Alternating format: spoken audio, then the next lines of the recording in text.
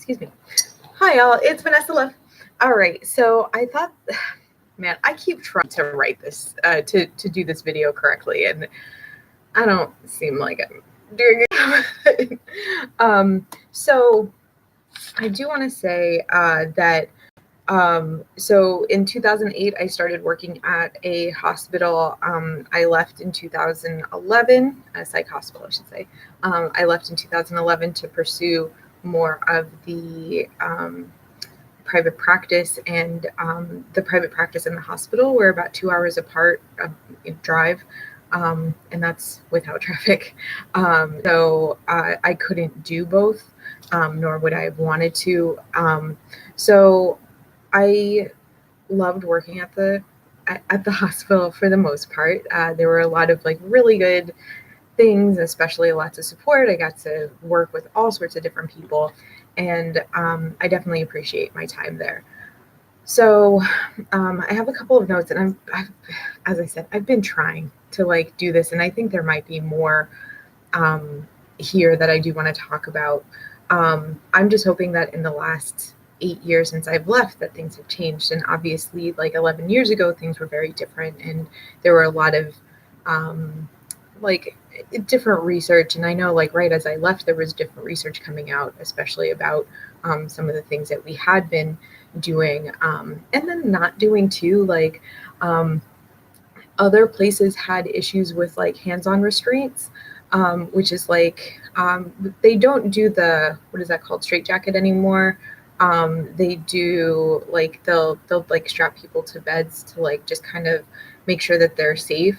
And I know that that sounds really weird, but like when a person is out of control, not having them in available to like break a bunch of things is, high priority there, especially with liability. It's lower liability if they are restrained, but there were a lot of problems with the isolation, and staff don't feel empowered in these places a lot of times. I definitely didn't feel empowered most times.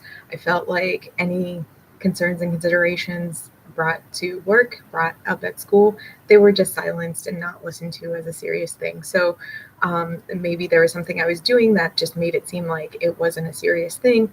But, like I know that there were things that like I would suggest, and there would be a no right away. And then like later on, people would try to convince my manager or whatnot to like my side, and like things would go forward. So, there, like it is a very interesting dynamic. So there was a hospital board. They made a lot of decisions, and they would do things like, we would say like, here's our recommendation, and they'd be like, yeah, that's great. No.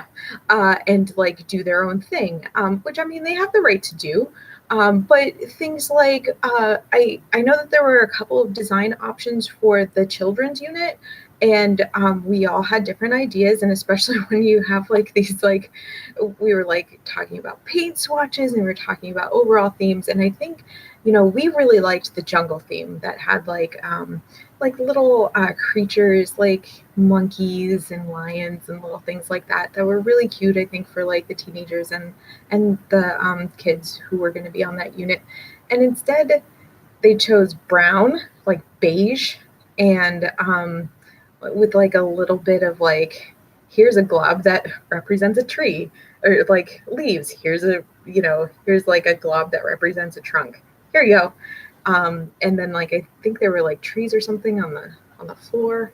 It was not very warm, welcoming. It wasn't very festive. It wasn't very like engaging.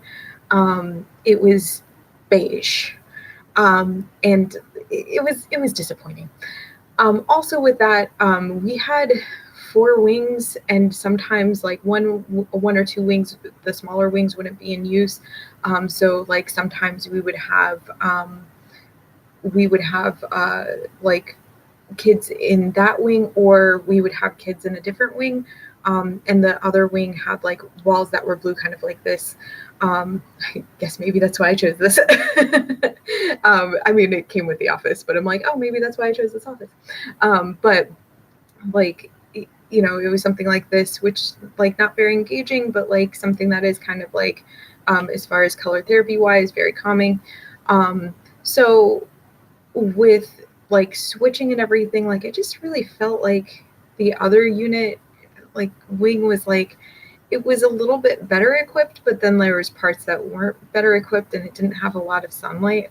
It was a very, like, it was weirdly dark and like not arranged very well, in my opinion. But they decided that, and like, I mean, it's kind of disappointing. I know that like I had requested like a wading pool for the kids to use during the summer months. They didn't approve that, which, it's one of those like, that's fine.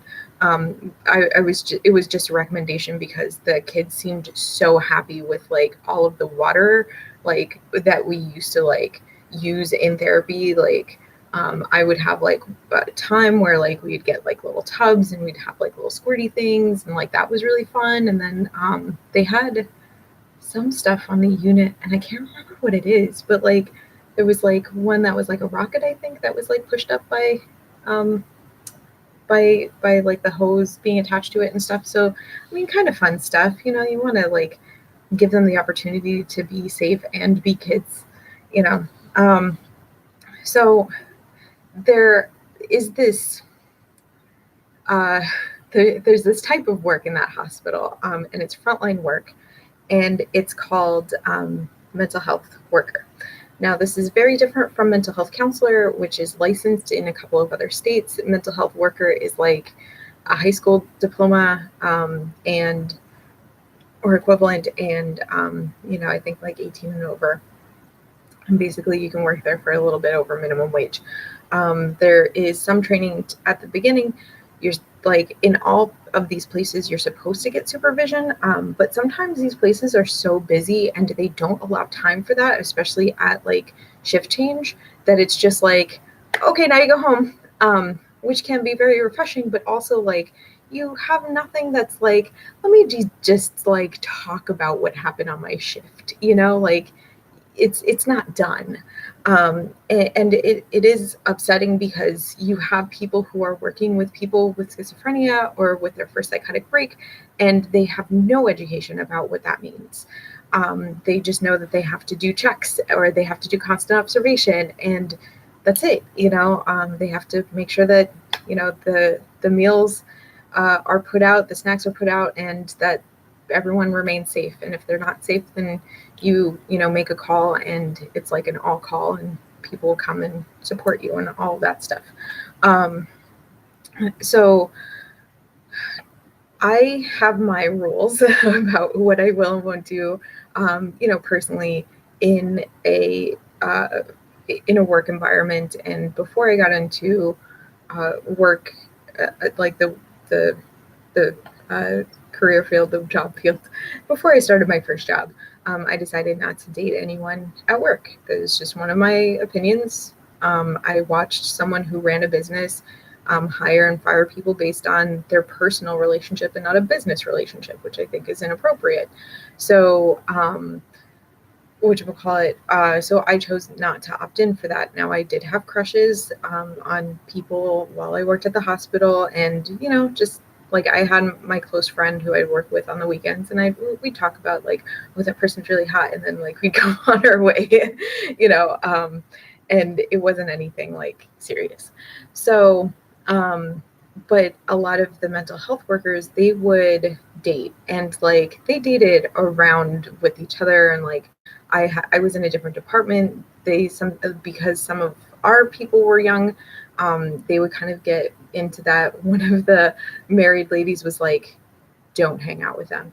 You're working on your master's. They have, just their, what is that called? Like their high school diploma. They don't have their bachelor's yet. And like, you don't belong with them. That was what she said to me. And I felt like it was so wrong at the time, but I'm like, oh no, that's the right thing to do. Because like it can knock you down. It can make you feel disempowered. Especially some of the guys liked to not talk privately, but talk in front of patients, just to like talk in front of patients and kind of like knock you down and make you feel insecure, which definitely a weird psychological warfare thing going on there, but like definitely not the type of things that I would have wanted to be involved with. But like I know that there was one guy and he dated one of the nurses and they were serious, like they were super serious, like, and of course this is all gossip, of course. They were super serious, they lived in a house, they like had this apartment together, it was beautiful and all of that stuff, and then like they broke up. And they still worked at the hospital together sometimes, and then he started dating, I don't remember what she was, a nurse, and like they eventually got married, and I was like, oh my gosh, that must be so tough. And it's just it's really also tough to watch because it's like, oh, this is not good, this is like very hurtful for everyone involved. And it just it's not I'm glad that I stuck with my decision on that. And you know all of that stuff. And I also still very highly criticize the hospital for not making time for more supervision. I know that some of the mental health workers would go to the supervising nurse when they respected a couple of them, and the other couple of them were like really weak people. And I hate saying that, but I'm like, they were not as strong as this one person. And like they would say things like, oh, I called in to call out for work, like I was sick or something, and like this nurse answered the phone and they were like, oh no, never mind. But they felt so much respect for her, and they would ask her questions because she was so knowledgeable about everything that like they knew that if they had a question that she would be able to answer it, which I think is so awesome and so amazing. But like she was such a private person, and I guess with not having, what would happen often is that the mental health workers underestimated the patients, like quite frequently. I think that some of the patients who I've worked with there are some of the most intelligent people ever. Like the things that they would come up with, the things that they knew, the things that they would try and do, I'd be like, damn, that's intelligent. Like, my brain doesn't go that way. And so they would just assume that everyone was kind of dumb, which is definitely their fault. So like, I guess they were talking about this lead supervisor's life one time, and like, that's not okay with her. And this patient came up to her and like was like, oh, I'm so sorry about your family members and blah blah blah blah blah. I just heard, like, oof, I would not want to be on the end of that like rep. But I don't know when entirely happened, but it was not too long after that she was like really done with that work. And I see pictures of her now sometimes because like she comes up as like someone you might know, and like she looks like she's like traveling around having a good old time. So I'm like, good for her. She seemed like she worked really hard. But yeah, like those are definitely some things that I wanted to start with. And I did record another part of this because it's there's so much. Anyway, I hope that you all were informed by this, and I will talk with you guys soon. All right, have a good one.